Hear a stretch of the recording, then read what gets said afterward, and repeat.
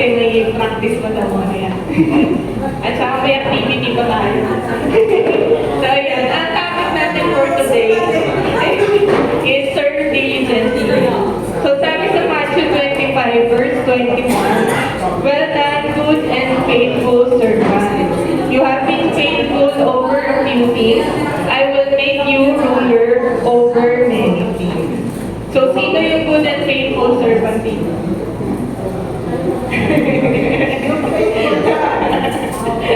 So si Lord na nakakaalam. Next slide po. So, ano po ba? Bakit ba sinabing faithful and servant? Sabi din sa Matthew 24 verse 45, who then is the faithful and wise servant whom the master has put in charge of the servant's needs? So, ang true servant po, ano po? Nasabi dito, is a faithful, wise, and so, ano po kayo? Faithful. Ano ba ibig sabihin nito? Ang faithful po, meaning ay pinagkakatiwalaan. May quiz po. So, kapag ipinagkatiwala sa atin ng Lord yung mga gawain niya, yun yung magiging faithful tayo, yung pag ginagawa natin ito, kung kahit walang nakatingin sa atin. So, wise naman, ibig sabihin, hindi lang tayo basta gawa ng gawain ng Panginoon, basta-basta lang. Ibig sabihin, yung ginagawa natin ito ng tama, ayon sa kalooban ng Lord. And then, we have diligence. So, dito sa verses, wala yung diligence, pero, ano po ba, bakit ba topic natin yung diligence? Kasi yung diligence is evidence. Evidence po siya ng pagiging faithful and wise servant. So, ito yung parang resulta, ito yung nakikita natin. Ang diligent servant po, ano po ba? Pag sinabing diligent, ibig sabihin, hindi ka madaling sumuko. So, kahit mahirap, kahit na maulan,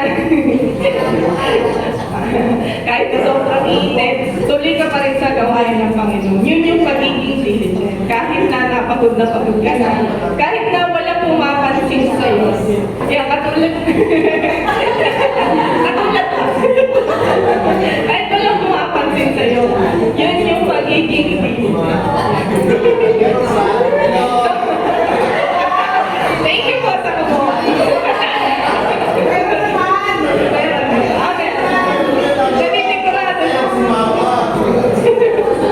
Simple way to remember, faithful, I will do it.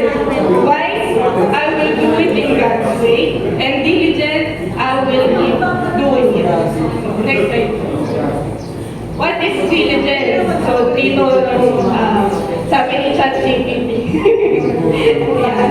Diligence uses every gift God has given. So, it recognizes talents and stewarding them for His glory. Diligence then makes the most of every opportunity, serving actively in small and large moments. So, kahit maliit man yan na bagay o malaking responsibilidad, ginagawa mo ito. So, diligence, yun yung meaning ng diligence. And remain faithful when no one is watching. So, ito yung tanda ko si Kuya Marnes lagi dito. Sinasabi niya na kapag walang nakatingin sa'yo, yun yung magiging faithful and diligent. And continue serving when reward is delayed. So, hindi po immediate po yung reward kapag nag-serve ka. So, meron din po yung perfect timing ang Panginoon kung kailan niya ibibigay yung reward. So, diligence means keep serving. Next slide po. Diligence then means readiness. So, hindi po yung patulog-tulog. So, sino yung natulog dito kanina? May nakita ko eh.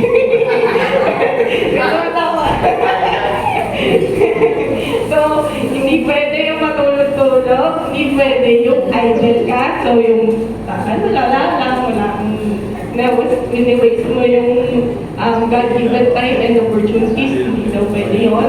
Hindi daw pwede maging complacent. So, bawal tayo maging settle for passive faith, and yun po, a ready servant is working. So, lagi po tayo dapat makikita sa atin, evident po yung pagiging pagsaserve natin sa Panginoon. In Jesus. Let's go. So yun, bakit po ba tayo kailangan maging handa parate? Because Jesus is returning. So yun, sabi dito, we do not know the exact time or hour when He will return. Sino po nakakaalam? So wala. Our call, be ready always, because the timing is unknown. Readiness is not a temporary effort, it is a continuous lifestyle of faithful service. So lifestyle po ba natin yung pagsuserve sa Panginoon? So sabi din sa Matthew 24 verse 44, you also must be ready because the Son of Man will come at an hour when you do not expect Him. So di natin alam po mga kapatid. Next slide. So ano ba yung pagkakasabi din sa Matthew 24 verse 43? If the owner of the house had known at what time of the night the thief was coming, he would have kept watch. So, you know, in example dito na yung pagdating ng Panginoon is like a thief in the night. Hindi morning, night. Bakit? Kasi madilim din natin nakikita. Hindi natin alam kung kailan siya dadating. Walang nakakalam. So, dapat po tayong hintay lang. Dapat gumawa tayo. So, dapat maging ready po tayo. Active faith means taking action today rather than postponing our obedience to God. Hindi pwede yung sabihin, ay, bukas na lang kasi baka bukas pa. Baka sa isang araw pa dumating si Lord. So, bukas na lang ako magagawa. Hindi pwede ka na. So, yun, hindi natin alam. Next step. When the Master returns, so, pag dumating pa si Jesus, handa pa tayo. Ano kaya tayo ginagawa natin, no? So, are we ready? Are we faithful? Are we serving? So, sabi sa Matthew 24 verse 46, it will be good for that servant whose master finds him doing so when he returns. So, sino ba yung ano dito, yung medyo supervisor ang natin. Pag nakita nyo ba yung tao nyo na pa-cellphone lang, maganda pang tingnan yun sa trabaho. Di ba? Parang parang may konting parang bakit na puro cellphone kaya nasa trabaho tayo. So, dapat po tayo ganun lagi natin isipin, meron tayong supervisor, meron tayong manager.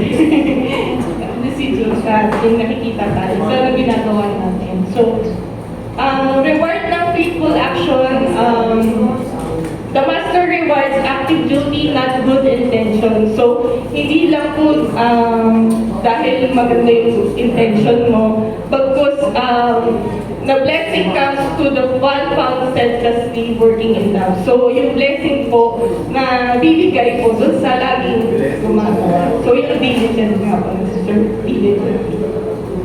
Next slide. So, serve honorably. Sino ba yung master natin?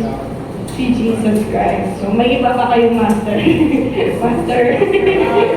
Wala. Si Jesus Christ lang. Ibang card, ibang master yan. So, maling master yan. So, yun. Ang goal natin, hindi natin goal yung mag-receive ng human applause or yung parang recognition ng ibang tao or earthly glory. So, our supreme goal dapat is to be faithful and pure before God. Okay. So, whose approval matters po? Kanino ba tayong approve? Kanino bang approval yung nagmamatter sa inyo? So, dapat kay Lord lang So, kasi bakit? He sees everything.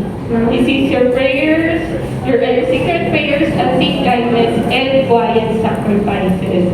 Pag tao kasi mga kapatid, ayan na nakalagay dito. Pag tao kumukuha ng recognition, ng approval, mabilis bago yung opinion yan eh. Sabihin niya, ito, ay, magaling yan eh. So, sunod na sabi, parang hindi ko naiintindihan yung sinabi niya. Di ba, mabilis yung opinion ng today, sa susunod, i-criticize ka. So, yun na. Next po yung parang kapag nasa tao kasi nakatingin, pag na-criticize ka, mabilis ka mapanghinaan ng loob eh. Mabilis na, hindi ko na gagawin yan. Hindi nag-thank you sa akin nung after ng Sunday school ko, hindi nag-thank you. Hindi nakinig. Nakakompare mo ba, no? Bakit doon kay Kuya Martes nakikinig sila? Ba't sa akin hindi? Bakit yun?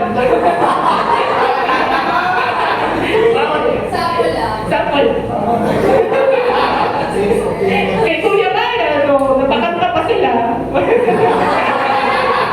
So, bawal yun, Ang maganda, ang approval na po ninyo po parati, mga kapatid, ay ang approval ng Panginoon. Next slide. So, bakit? Kasi si God ang ating ultimate judge.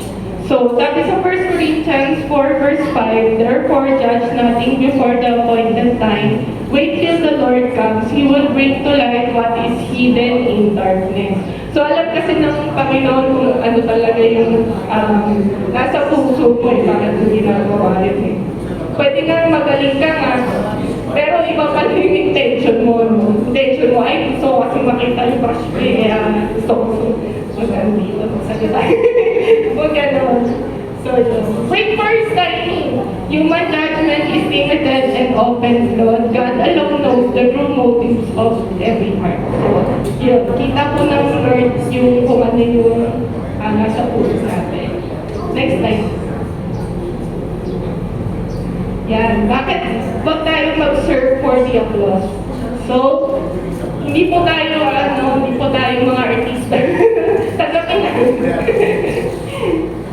So yun, hindi po dapat dahil tayo gumagawa ay dahil gusto natin ma-lift up tayo na kapwa natin. Wag po ganun. So, dapat we serve, number one, we serve in love. So, we serve because you love Jesus. Number one po yun. Maglilingkod ka, hindi dahil mahal mo si ganitong kapatid, kundi mahal mo ang Lord. Okay? With your heart, soul, and mind. Serve in calling.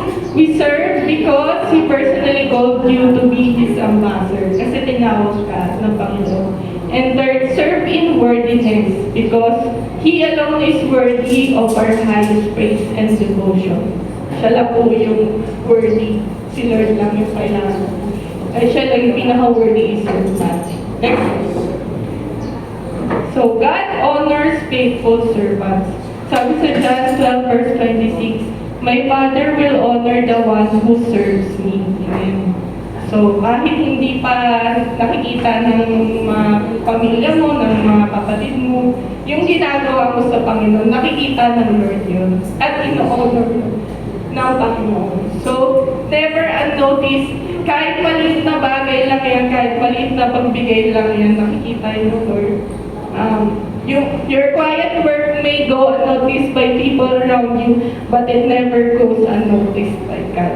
So kahit konting kabaitan lang yan, kahit saan pa sa trabaho, kahit konti lang ba yan, makikita mo na hindi mo kinukuha.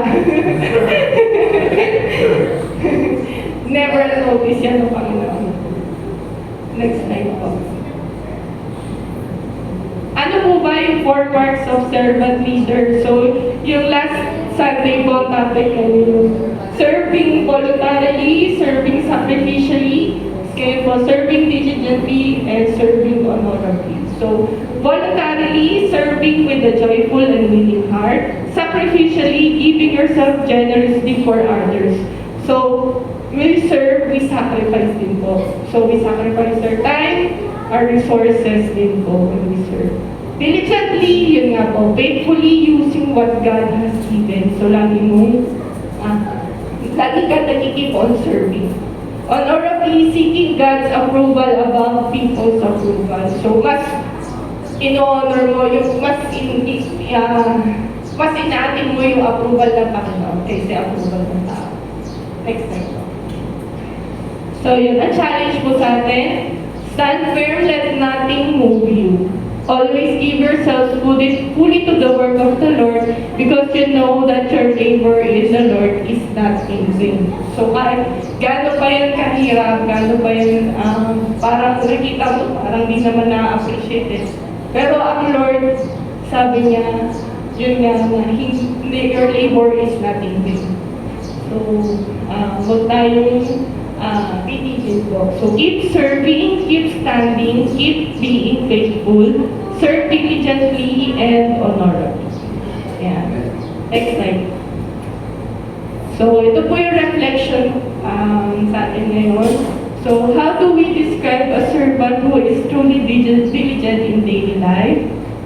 What gives talents or opportunities that God entrusted specifically to me? And am I faithfully using what He gave me or have I become idle?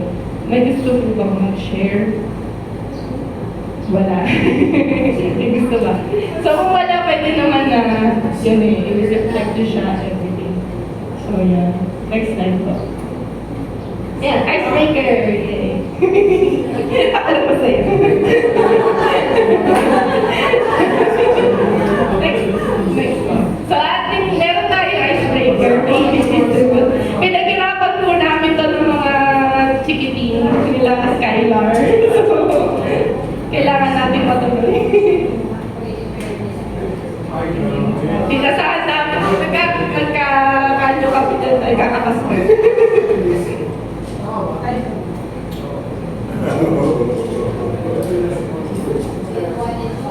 Get one passport. So, madali naman yan. Wala namang right or wrong dyan. Pero ang ano po dyan, ang instruction, una, hahanap po kayo ng taong pipirma po sa card nyo. Okay? Tapos, dapat may pangalan po overrepeatedly. Or kahit Zeni lang, tapos pirma. Tapos, kailangan po iba-iba ha, hindi pwedeng paulit-ulit. Baka naman 10 gano'n, pinirmahan niya na hindi po. Dapat iba-ibang tao yan. Tapos, yung unang 10 people na makakomplete, may konting price na po.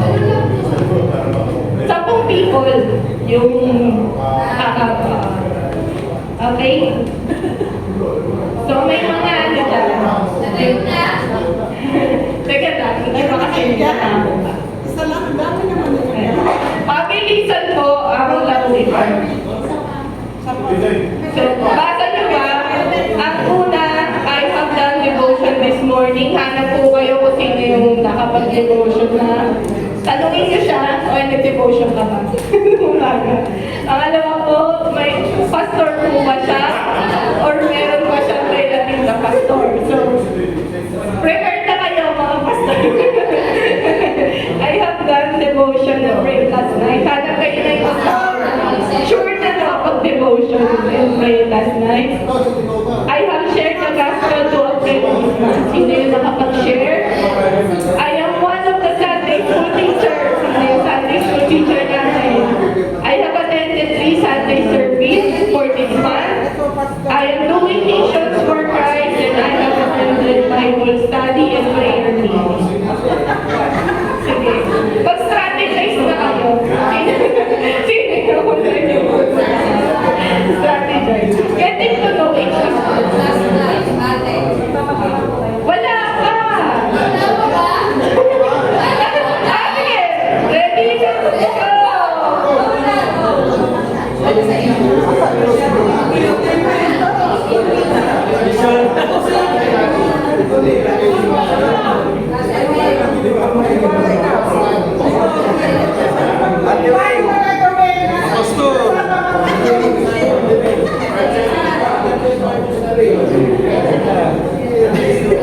Go!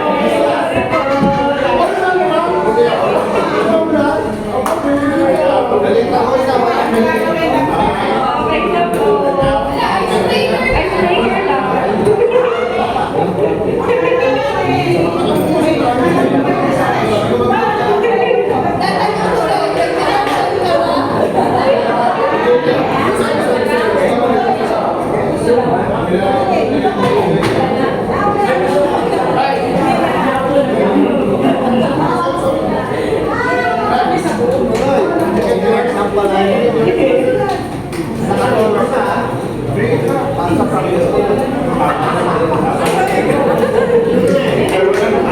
or not finish, pass your pass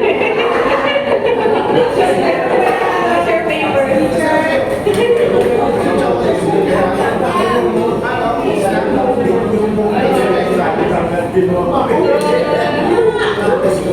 Nag-enjoy pa kayo?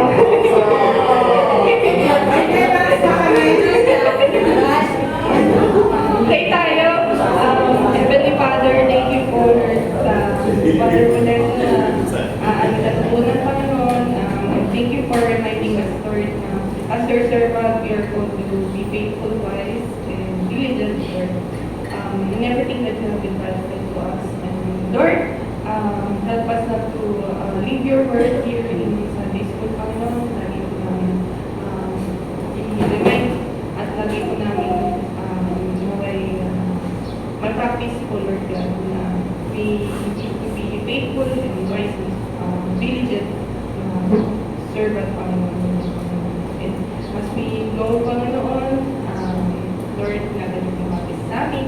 And sa buong linggo, Lord, sumama sa Panginoon. Tuloy namin namin kayo po.